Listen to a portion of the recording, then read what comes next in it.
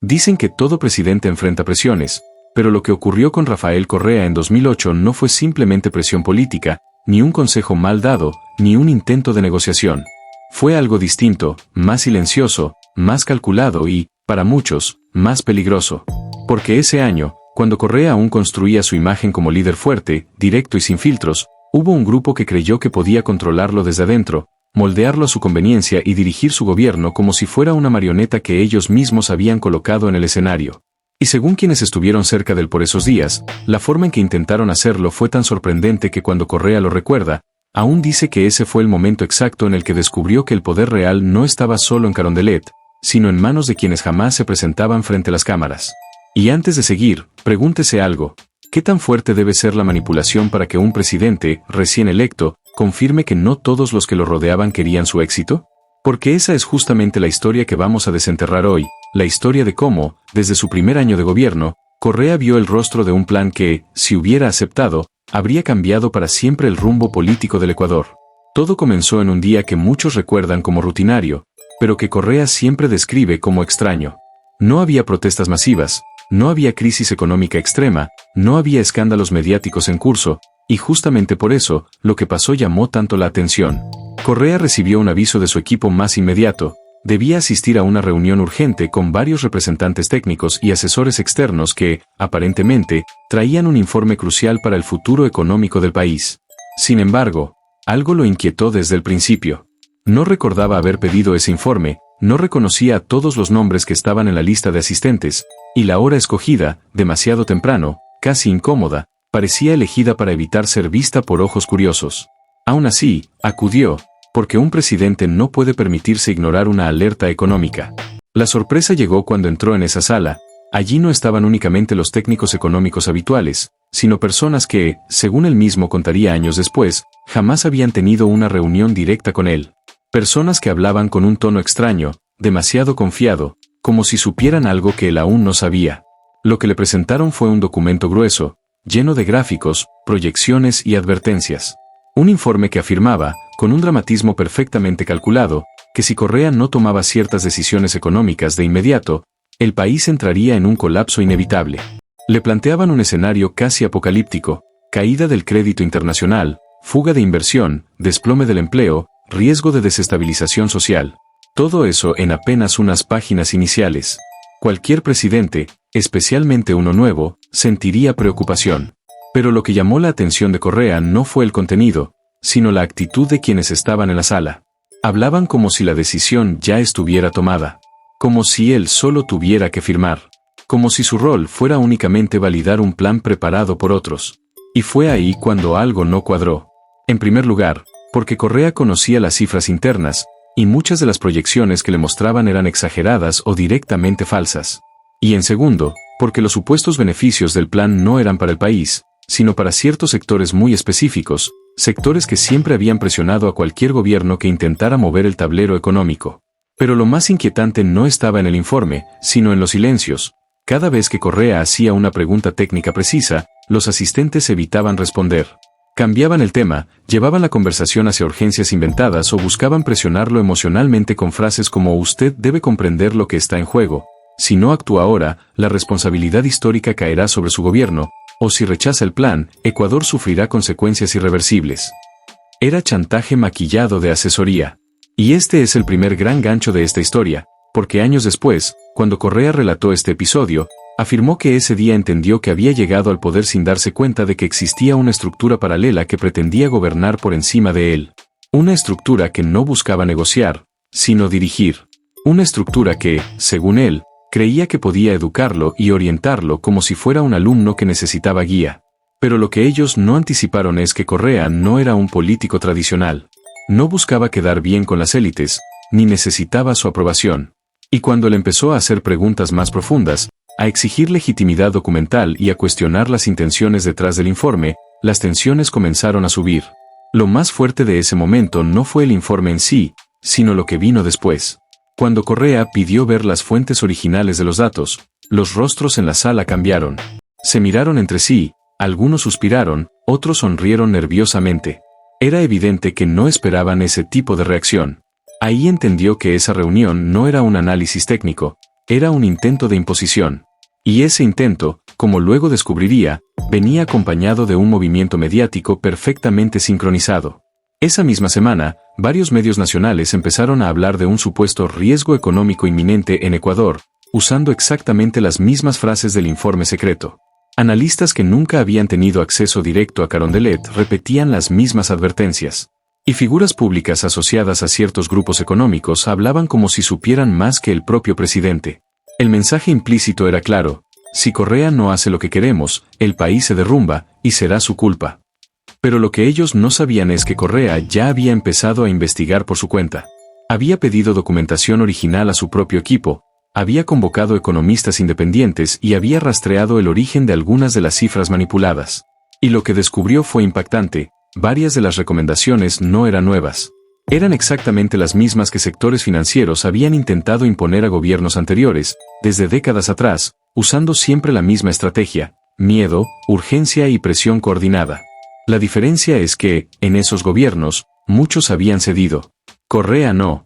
Y fue entonces cuando la manipulación dejó de ser sutil. En esa misma semana comenzaron los ataques mediáticos, las columnas de opinión agresivas, las insinuaciones de inmadurez política y hasta rumores de tensiones internas en su gabinete. Todo eso diseñado para un único objetivo: obligarlo a retroceder. Pero él no retrocedió. Lo que hizo fue pedir una segunda reunión, esta vez con las mismas personas, pero con una diferencia clave: él ya sabía quién estaba moviendo los hilos. Y fue en esa reunión donde ocurrió el momento que, según testigos, marcó un antes y un después en su gobierno. Porque cuando uno de los asistentes le dijo, literalmente, su presidencia puede ser exitosa si confía en nosotros, Correa cerró la carpeta del informe, la empujó hacia el centro de la mesa y respondió con la frase que algunos recuerdan hasta hoy: yo no estoy aquí para obedecerlos. Estoy aquí para gobernar. Y lo que ocurrió después, lo que descubrió Correa en los días siguientes, lo que le revelaron sus asesores de más confianza, y la reacción explosiva de quienes intentaban manipularlo. Es algo que vamos a profundizar justo ahora, porque aquí es donde la historia realmente se enciende, aquí es donde aparece la traición interna, y aquí es donde Correa empieza a descubrir que el plan nunca fue económico, sino político, y que estaba a punto de enfrentar la jugada más peligrosa de toda su carrera. Porque apenas terminó aquella segunda reunión, en la que dejó claro que no sería manipulado, entró en su despacho y uno de sus asesores más cercanos se acercó con un expediente en la mano y un gesto que nunca olvidaría. Presidente, usted debe ver esto. Eran comunicaciones internas filtradas, enviadas entre personas que, supuestamente, trabajaban para el bienestar del país, pero que en realidad coordinaban un movimiento paralelo para presionar su gobierno desde adentro. No eran simples correos o notas. Eran instrucciones. Instrucciones dirigidas a actores claves del sector económico, algunos del sector mediático y, sorprendentemente, incluso a funcionarios que ocupaban cargos estratégicos en su propio equipo. La orden era clara: incrementar la sensación de crisis, reforzar la narrativa de urgencia, insistir en que el presidente debe aceptar el plan. Correa observó esos documentos con una mezcla de sorpresa y determinación. No podía creer lo que leía. Personas que él había recibido con la mejor disposición, que él había intentado integrar al proceso de cambio, estaban actuando como engranajes de una maquinaria que buscaba condicionarlo desde el primer año de su mandato. Y lo peor no era la manipulación, sino la intención explícita detrás de ella. Porque uno de los mensajes decía algo que a Correa le dejó en silencio varios minutos: si no coopera, procederemos con la fase mediática. Debemos desgastarlo rápido. Desgastarlo rápido. Como si fuera un obstáculo. Como si fuera un empleado rebelde. Como si el presidente electo por millones no fuera más que un nombre en un papel que ellos podían tachar en cualquier momento. Y allí fue cuando Correa entendió algo que marcaría el estilo de gobierno que tendría por los siguientes años. No podía confiar en todos los que estaban alrededor. No podía asumir que quienes hablaban de estabilidad económica buscaban realmente estabilidad. No podía dar por hecho que la información que llegaba a su escritorio era siempre honesta.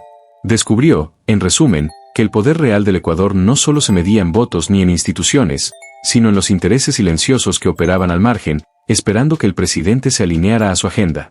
Pero Correa no era de alinearse. Y la reacción ante su rechazo lo confirmó. En los días siguientes, los movimientos se intensificaron.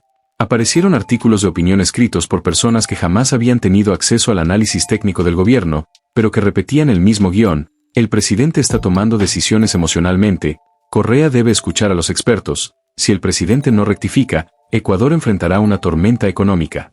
Incluso varios noticieros comenzaron a utilizar gráficos alarmantes, mostrando caídas de mercados internacionales que, en realidad, no tenían relación directa con Ecuador. Todo para reforzar una única idea: Correa estaba equivocado y debía cambiar de rumbo. Sin embargo, mientras la presión externa aumentaba, la interna se volvió aún más peligrosa. Porque según los documentos filtrados que seguían llegando a su oficina, algunos funcionarios dentro del propio aparato estatal estaban preparando informes preocupantes que luego serían entregados a medios específicos para amplificar el caos. Era un plan de manual: sembrar miedo, fabricar consenso, y luego presentarse como salvadores con la solución que ellos mismos habían diseñado. Pero lo que ellos no sabían es que Correa ya estaba tomando nota de cada paso. Estaba observando cómo se movían, quién se reunía con quién, qué nombres se repetían en los correos y qué sectores apoyaban silenciosamente la presión. Era como ver aparecer una sombra completa de la política ecuatoriana que muchos sospechaban, pero pocos habían visto tan claramente. Y aquí aparece el segundo gran gancho de esta historia, uno tan potente que hasta hoy sigue generando debate. Un informante dentro del mismo grupo que intentaba manipularlo decidió romper el silencio y entregarle a Correa una grabación que cambiaría toda la dinámica. Era el registro de una conversación privada entre dos de los operadores políticos involucrados, en la que hablaban abiertamente de domar al presidente, de alinearlo, de hacerle entender quién manda realmente. Pero lo más fuerte fue cuando uno de ellos dijo: si Correa quiere jugar a ser independiente, tendrá que aprenderlo por las malas. Esa frase, según cuentan quienes escucharon la grabación junto al presidente, encendió una llama que ya no se apagaría. Correa no respondió con furia. Respondió con estrategia. Reunió a su equipo más cercano, cerró las puertas de Carondelet y expuso todo lo que sabía. Algunos quedaron impactados, otros confirmaron sospechas que venían acumulando desde hace meses. Y todos coincidieron en algo: si no actuaban rápido, ese grupo seguiría aumentando su influencia y, tarde o temprano, intentaría doblegarlo por completo.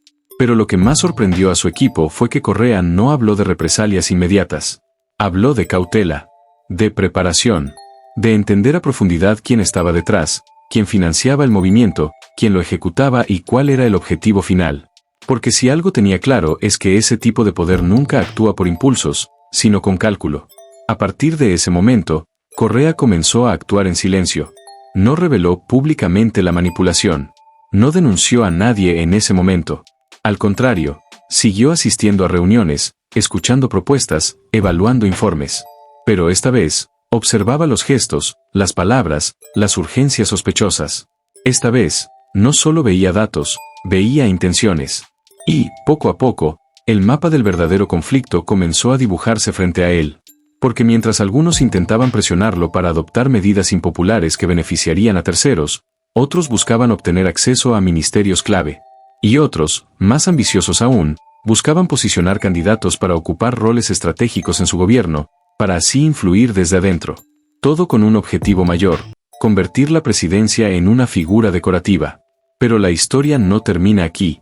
Lo más sorprendente estaba por comenzar, porque Correa no solo descubrió quienes intentaban manipularlo, sino que también encontró algo que nadie esperaba: una conexión internacional, una presión que no venía únicamente de élites nacionales, sino de actores externos que veían en Ecuador una oportunidad estratégica. Y cuando él decidió enfrentarlos, cuando decidió romper ese cerco invisible, cuando decidió que no permitiría ningún tipo de intervención encubierta, ese grupo activó un plan aún más agresivo. Un plan que involucraba filtraciones, influencia mediática, sabotaje interno y acciones que hoy muchos recuerdan como señales de un enfrentamiento silencioso que marcó toda la década política del país. Y justo aquí, cuando Correa comienza a preparar la contraofensiva, cuando empieza a tomar decisiones que nadie vio venir, cuando descubre la jugada final del grupo que quería controlarlo, es donde la historia se enciende aún más, porque lo que viene ahora es la parte donde ese intento de manipulación casi desencadena una crisis nacional, donde se revelan nombres inesperados, donde aparece la traición más fuerte, y donde Correa toma una decisión que aún divide al país. Porque cuando entendió que detrás de la manipulación había una red que iba mucho más allá de lo económico, cuando comprobó que el objetivo no era ajustar cifras sino ajustar su poder, comprendió que estaba ante la primera gran batalla política de su presidencia, una batalla silenciosa pero feroz, que se estaba librando en pasillos, teléfonos, medios y oficinas, y cuya intensidad solo aumentaba a medida que él empezaba a cerrarles las puertas a quienes pretendían controlarlo desde el primer año. Lo que nadie sabía hasta ese momento es que Correa había recibido una segunda grabación, enviada por una fuente que jamás reveló, donde se escuchaban conversaciones sobre una posible estrategia de desgaste acelerado, crear la percepción de ingobernabilidad para obligarlo a negociar. Sí, obligarlo, como si la voluntad popular valiera menos que la voluntad de un puñado de intereses que querían influir en el destino del país sin haber ganado una sola elección. Esa grabación fue, para Correa, el punto de quiebre. Ya no se trataba solo de presiones o recomendaciones interesadas. Se trataba de un intento coordinado de arrinconar al presidente para que cediera ante una agenda ajena al mandato popular. Y lo que él hizo a continuación marcaría, sin que muchos lo supieran en ese momento, el estilo combativo y frontal que caracterizaría su gobierno durante toda la década. Correa llamó a su equipo más íntimo, revisó cada documento, cada correo filtrado, cada informe sospechoso. Hizo un mapa completo, conectó puntos, identificó patrones. Y cuando terminó, quedó claro que había 3 frentes operando simultáneamente, un frente económico, un frente mediático y un frente político interno. El frente económico quería reformas a su medida. El frente mediático quería moldear la opinión pública para que él se viera debilitado. Y el frente político interno quería posicionar fichas para tener influencia desde adentro. Era un ataque triangular, diseñado con precisión, donde cada pieza dependía de la otra. Pero la jugada final, la que se estaba preparando en reserva, era más peligrosa que todas las demás. Forzar un escenario donde el gobierno parezca desestabilizado para justificar un golpe de timón institucional. No un golpe tradicional, no un golpe militar. Un golpe disfrazado de corrección democrática. Lo que ellos llamaban salvar al país. Lo que Correa llamaba, sin rodeos, un intento de sabotaje. A partir de ese descubrimiento, su estrategia cambió por completo. En vez de confrontar directamente, comenzó a exponer, con calma y precisión, las verdaderas intenciones de quienes pretendían manipularlo. Lo hizo en discursos, en cadenas, en reuniones, dejando caer datos sin dar nombres, enviando un mensaje claro, sabía lo que ocurría, sabía quién estaba detrás y no pensaba ceder. Eso descolocó al grupo. Estaban acostumbrados a presidentes débiles, manipulables, fáciles de presionar. No a alguien dispuesto a enfrentarlos desde el primer año.